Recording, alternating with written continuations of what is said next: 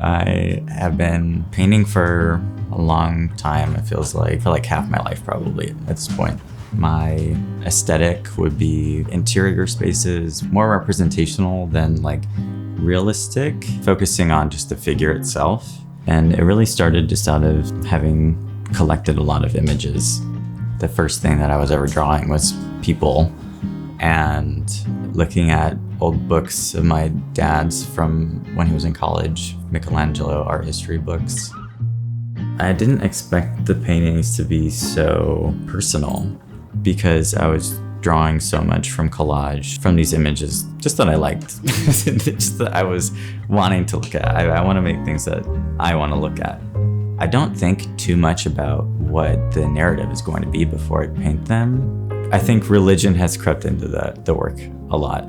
I've been really interested in like the nuclear family, the saints, and martyrdom. And in so much religious imagery, especially with the saints, they're kind of always shown or like depicted in this way that has this dichotomy about them, where it's supposed to be like a religious ecstasy, but they kind of just look erotic. For me, I guess it's more of like a self-exploration for painting those larger images that have much more dense material. Growing up in a Catholic church and seeing this like body of Christ, seeing his body kind of as this vessel or something. There's something about someone's skin, especially a nude, that has like a vulnerability, and it's like a second skin.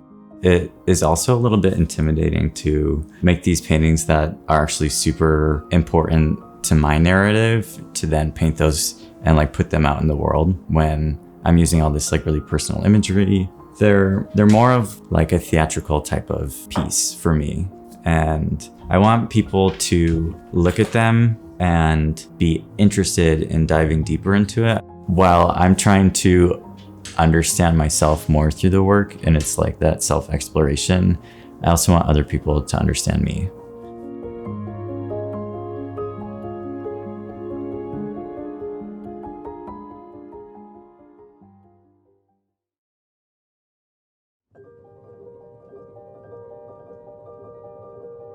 I moved different places. I lived in 5 different countries. When you live as a kind of an outsider, you don't really express much. You just want to be invisible. But while painting, I can be alive and living. When I moved here, I opened all my old paintings. It looked so not me. I felt like I was in a different place during that time, because mostly very dark and I was doing figurative. There was always an abstract element in my painting, but it took me a while to find the abstract language to be familiar with, but I found so much freedom. I think I just wonder all the time, like, what is real? What is reality? Somehow I resonate with water. I'm always floating. I'm always like mixed in. It's like a transparent thing that you moved on, then you get influenced by them, and then you have to cleanse yourself. It's just those ideas.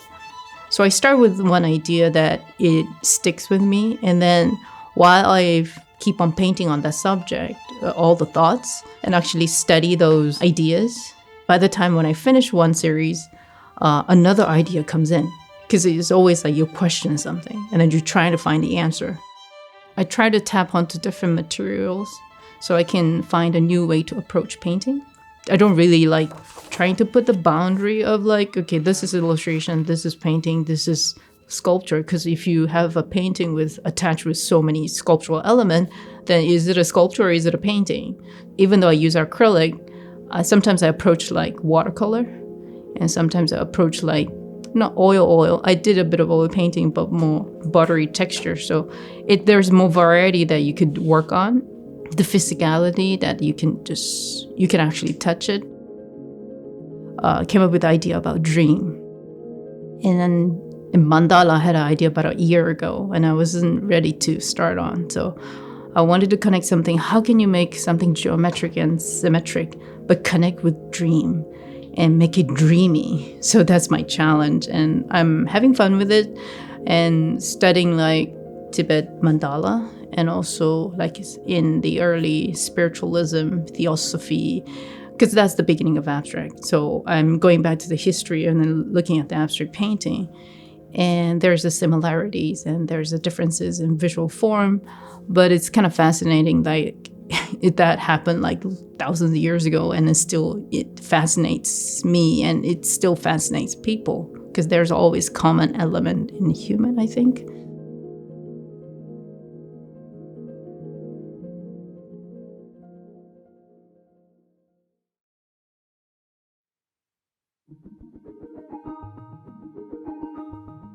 I don't believe in the blank canvas because, either it's linen or cotton or it's wood, and it all came from somewhere. So for me, like, if you're not negotiating the history of those materials and how those materials sit in the realm of the art history canon, you're not engaging fully with your conceptual work. For me, it became really important to construct my own substrate where like each part of it is something that I've considered and brought into my practice really intentionally. The foundation of it is I use used cardboard. So right now I have a residency at Recology, so I have access to like all of the recycling that comes through Seattle city limits and outside boroughs as well. When we think about cultural legacy in any part of like the Eurocentric globe, this cardboard, this global economy that like traces imperialist histories is like a part of our inherited culture right now. And then I'm really interested in like fragmentation. And so I cut it up and then I stitch it together. So I like will map out a substrate, the size that I want on my floor, and tape it out. And then I'll like piece it all together and then I stitch it. And that's like, to me, that's what my history is. My grandmother was a seamstress on a factory floor, and so like that sort of history of fiber and textile is really important. It's like the backbone of my practice. And I'm really interested in also how stitching both punctures and mends. I started thinking about how to introduce photo in a way that, like there's a push and pull where you can get some, but you can't get all of it. And there's a sort of refusal.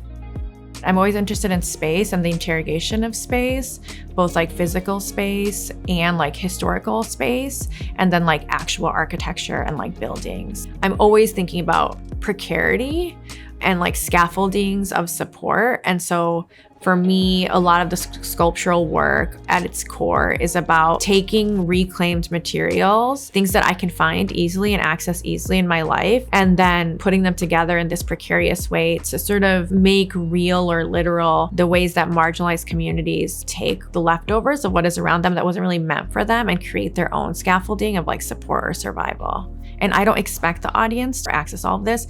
And that for me is a form of protection for myself. There's parts of it I'm not ready to talk about, or I'm not ready for like just anyone who comes into a museum and glances at the work to see. But I do want that minimal impression to be of depth and of history.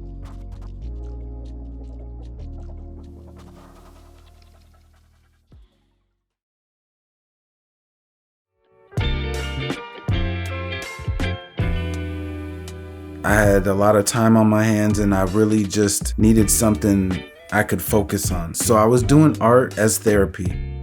I started to really do art and draw things at first that had an emotional attachment to me, like music, musicians, family. A friend of mine gave me some paints and was like, hey, I heard you draw, you should try painting. I never painted before, so I was like, okay, well, what do you do? And he just said, paint what you see. But I did my first painting and it was good. He even said so. He was like, man, you never painted before? So I was like, nah. He was like, man, you can keep all that stuff, So basically at the beginning of my career, I painted a lot of realism, like photorealism. And I was good at that. But I wanted to be creative and create something that was different, but still have the characteristics of realism. I started to use a lot of different colors and just try a lot of different abstract styles. And the strange thing for me was for me to deviate from me thinking everything needs to be perfect. Cultural history is very important to me. All my work is attached to some type of personal experience. A lot of people feel something as well as I do from my artwork. which causes you to kind of want to learn more. One of the cool things is, especially with younger people, maybe they don't know certain musicians because they're older, or certain community members because they were before their time.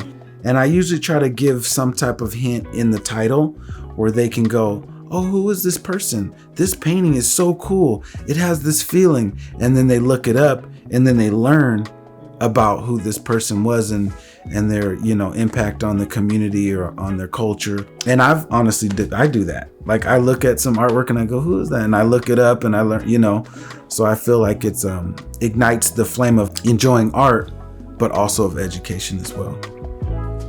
The impact and the response that I get makes me enjoy creating for myself because I'm learning more about myself, and pushing those boundaries and experimenting and creating are kind of in unison, and that just is a thrill for me. And it's something that I'm so proud that my family can be proud of something that I'm doing and the impact that I'm having. It just feels really, really good. Like I couldn't ask for more.